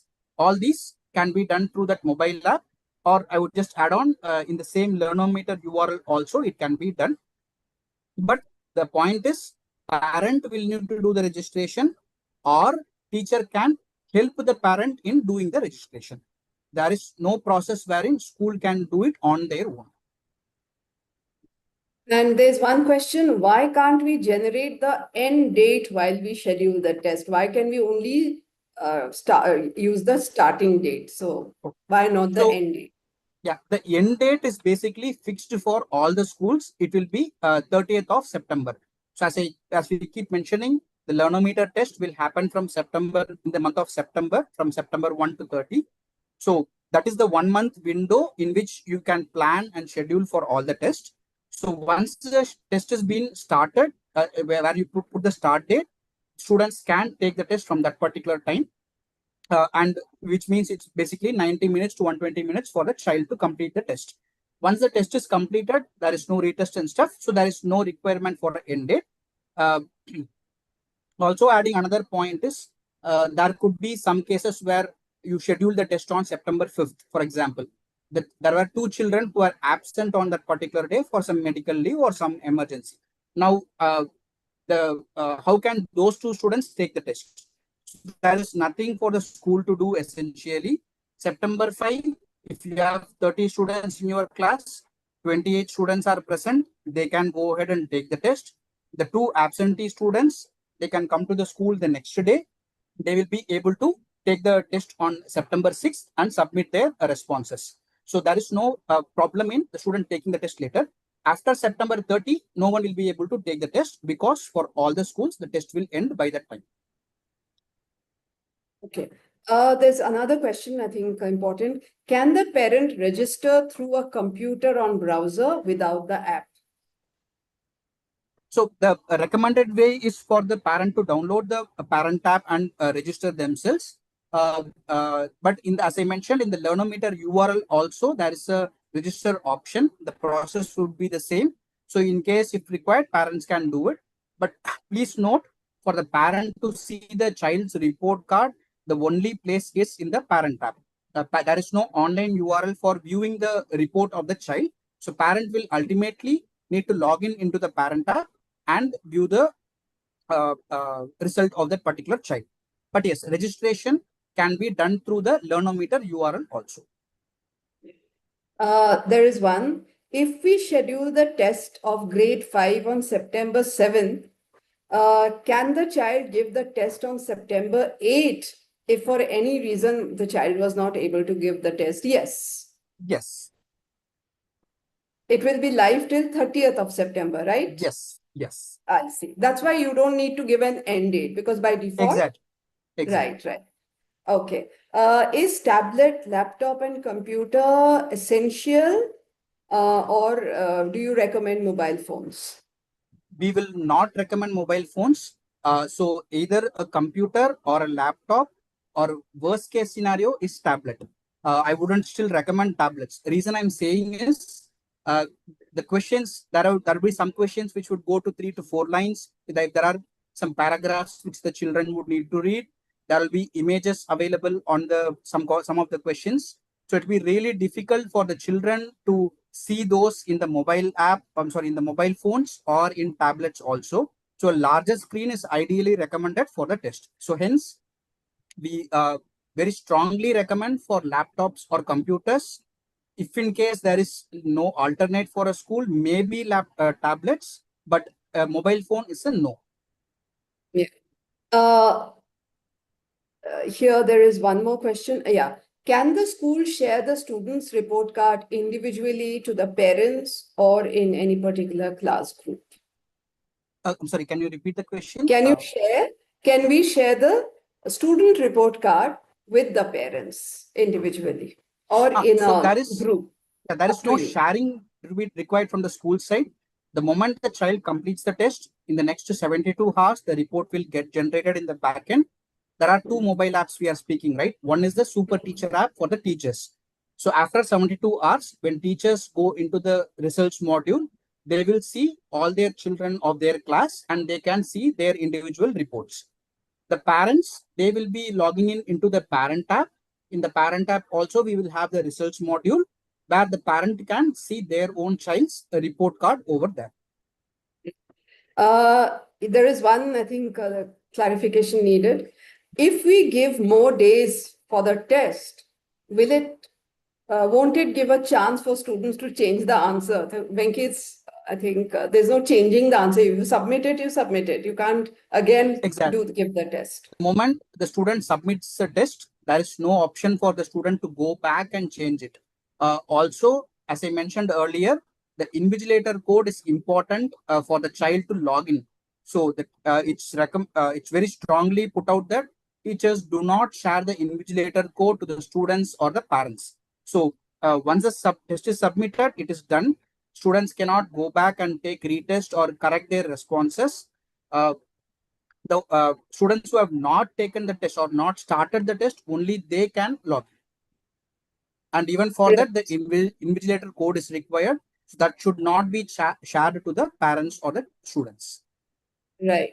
And it's 75 minutes for grade 1 to 4. So within 75 minutes, the child who has logged in must be able to complete the test for grade 1 to 4, 90 minutes for grade 5 to 8. There's one question which I can answer. Are the questions same for all the students of the same grade and section? Yes, they are same, but randomly arranged. Can you repeat the time Yeah, I mentioned grades 1 to 4, 75 minutes, and grades 5 to 8, 90 minutes. Can the student, isn't it? I, Uh, the timing, Today, Venki? I'm sorry. 75 minutes and 90 minutes. Yes, Grade 1 yes. to 4. Yeah. Now the question is, can the student attend all the subjects at a time within? Yes, they can. We do a lot of time check to give the number of questions for English, math, and science. And they are well researched to help even the approaching level students to attempt the questions within that time frame. I'll just take some more questions. I think do already registered students have to register again this year? No. No, not required. So as I mentioned, the registration process is only number one for new schools who have come to XSEED for the first time. In existing schools, it will be only for the new admissions. And if in case for some reason the parent did not register last year and didn't take the Learnometer test, then those parents can do the registration.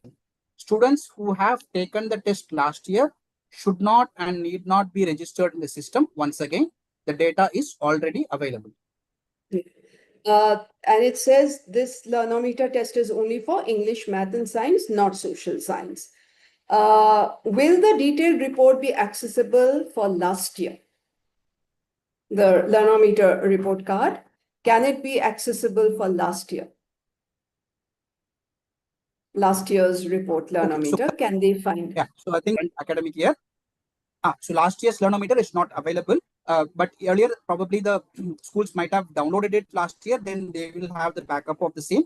But in case if any school is wanting to see the last year's individual student report, they can drop in an email to contact@exceededucation.com and the team will be able to get it from our development team and then share it to the school.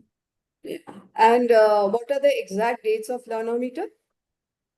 So September it's 1st from to? September 1 to September 30th. Okay. And we also got some feedback to slow down the audio. We'll definitely take into consideration. Thank you for sharing this. And there is, and if you have any individual problem regarding downloading the report card or not being able to do the registration, please write to for your with Venki. Individual schools have Contact@exceededucation.com. specific.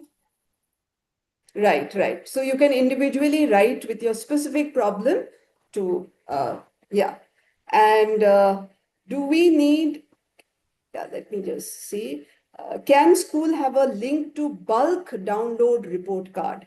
Bulk download report card. So the report card, you can download it for the entire school. When you say bulk, let's say if there are 500 students put together in your school, then in the same results module, there was a download report button. If you click on it, the entire 500 students report cards will be zipped into a folder. Each folder will have for a particular section like 1A, 1B, 4A, 4B. And within each folder, you will have the 20 PDFs or 30 PDFs based on the number of children. So that way, one download for the entire school you can do, and all the individual report cards will be available. This option is available in the XSEED results module. There is one question. Do we need to check the answers of students on the Learnometer app itself? So there is no checking basically. So when the questions are being configured by our product team in the backend, it will automatically have the right answers also mapped to it. So once a student completes the test during the report generation, that will be automatically taken from the backend. There is no way that the teachers or parents will be able to see what is the correct answer or how the questions are being answered. Yeah. And what if a child has been registered twice? So duplicate registrations done. So what should be done? So in this case, the admins can go to the settings option. There will be something called manage students. Inside that, you will have again list of all the students on a section wise basis. There you can delete a particular student who's not part of your school anymore. Or in this case, if there is a duplicate entry from the settings manage students option, you can remove that particular unwanted child. Okay. 1 second. There is another question. Let me just take, we still have 5 more minutes and a lot of questions are coming in. Is it the school who have to conduct this, or the individual subject teachers have to take the initiative? Okay, so this test is basically it's a combination of both, I would say. The school's initiative to start with, because it's one time a privileged assessment which all schools can take up. Obviously, the individual teachers would come into play for handling their own classes. So it's a combination of both, but yeah, it happens within the school campus. So both teachers and the school can come together to conduct this Learnometer test. There is one question which is coming about students probably not. Is there something about students being promoted to the next class and session, unable to find the option to move them to the grade? This is a query from the school. Okay, so uh, uh, on that particular student promotion and year migration, there has been a task which has already been done by our backend team. So essentially, let's say, for example, Venki is a student who was registered in the last academic year, which is 24-25. The parent would have registered them in second standard A section. Now, we are currently in 25-26 academic year, which means ideally, Venki should be promoted and he should be in grade 3 already, right? So both these actions, moving the school from 24-25 to 25-26, that is one action which has already been done for all the schools. Second part is moving the child from grade 2A of 24-25 to grade 3A of 25-26 has also been done for all the schools. We would have seen some schools, they would have done this process already on their own, which means we would have not done anything. Bottom line, right now, if you see, the students ideally should be in the current grade and section as per your school. So this is the setup which has already been taken care in the backend. However, if there is some school who is facing some issues or they are not able to see the students in the right grade and section, they can drop in an email to contact@xseededucation.com. We can go through the data and tell what the school is the next step of action for them to do. Yeah, and there are like 3 questions, I think, quite useful. So I'll answer one.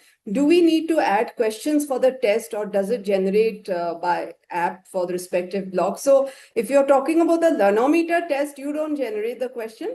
Venki has already shown you when you enter the student ID and the invigilator code, the questions will already be there. They will just take the test. But if you mean the questions that I showed you in the block, you don't have to add anything. The last question in every practice lesson, the last question is already there. Make the children do those questions. And then 2 questions for Venki. Venki, can you just recap the tools needed for the test? A quick recap. So from a device perspective, computers or laptops strongly recommended, tablets okay, mobile no. From a infrastructure perspective, internet is required, which is 20 Mbps per computer would be ideal. From a peripherals perspective, connecting the mouse and keyboard to the computer or laptop, and for grades 1 and 2 specifically, the headphones to be provided so that they can listen to the audio. And from the tools perspective, which is the browsers, Google Chrome or Safari or Firefox or some of the recommended browsers. For all the devices and the tools, which is the browsers, the IT team or the computer team can ensure that they are updated to the latest version. Yeah. And to answer that query, there was a question, why do we need headphones for grade 1 and 2, ma'am? Because all the questions have an audio feature. So if your grade 1 and 2 put headphones, they will be able to listen to the question very well. Last question, does a parent get the registration code, Venki? So the school will need to share the registration code to the parent. Each school will have their own parent registration code, which is common for all the parents of their school. So the school will need to share it to the parents. Again, repeating, how does the school get that code? From XSEED side, the code has already been triggered to the respective schools. In case if some school is not having, they can just drop in a mail to contact@xseededucation.com and the team can re-trigger those codes to the school. Side point, again repeating, the code is the same code like last year for the parent. So if you have already used a code last year, then you can just go ahead and use the same code for this year also. Yeah, there is one question, very academic. How many blocks will be added in the Learnometer? How many blocks should I cover? Don't worry. And somebody also asked that in science, if I've only done biology blocks, if your questions come from physics and all, we take the pre-knowledge. So please don't worry. As I mentioned, we never have faced any question on out of syllabus. There's no syllabus as such. The questions will be taken from what previously children have, the previous knowledge. So there is nothing to worry about blocks being added. Let them do what they are doing. Let them practice the last practice question that we have shown you on the Super Teacher app, the last practice, the question from the practice lesson. And regarding section migration, Venki, this is the last question and we can end the session. That's all we had. Venki, for you, the last one. If a child was in section A and has now gone to section B, how do we change the section? Yeah, so this can be done from settings, manage students. There you can select a particular child and you will have an option to assign sections. Using that option, you can move the child from 1A to 1B. Yeah, settings, Great. click on settings, click on manage students, and you will find. Got it, Yes. got it. Okay, Venki, over to you. We've come to Great, the end great. of the session. Thank you so much. Thank you. And yeah, over to you, Venki. Yeah, so thank you, Aparajita, for the wonderful session. I think it would have given a lot of clarity for the teachers and the participants.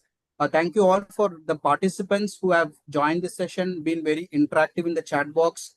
I think, again, I hope that this session has given a light on the entire Learnometer process for you. Just repeating, Learnometer, as this year we have changed it to this month of September. We have kind of still 2 months to go. However, the planning of the test is needs to be done internally so that you can schedule the Learnometer test within that September month. Please start with the parent registrations. It will be a long process depending on where the parent is. If it's a rural area, it could take a longer bit of time. So please initiate the registration process as soon as possible so that all the students are ready in the system when you take that actual Learnometer test. And yeah, finally, I will just share on the screen a feedback link. Yeah. So teachers, if you can just take 2 minutes of your time to fill in the feedback form, I will quickly share it on the screen. You can scan it using your QR code.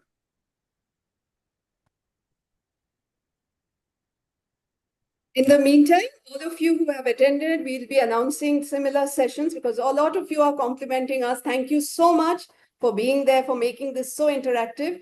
And we'll be having similar sessions across the next few weeks. Do watch out in the XSEED Academy. Thank you once again. Thank you so much, Venki. Thank you, Prajita. So teachers, you can scan this QR code on the screen that you see. It will direct you to a Google form. You can just fill in, basically giving feedback on this particular session. This will help us out in improving the session a little bit more. And once you have done your feedback, feel free to leave out of the session. We have completed the session. We will leave the screen for about 2 to 3 minutes. You can scan and put in your feedback. Once again, thank you all to all the participants for this particular session.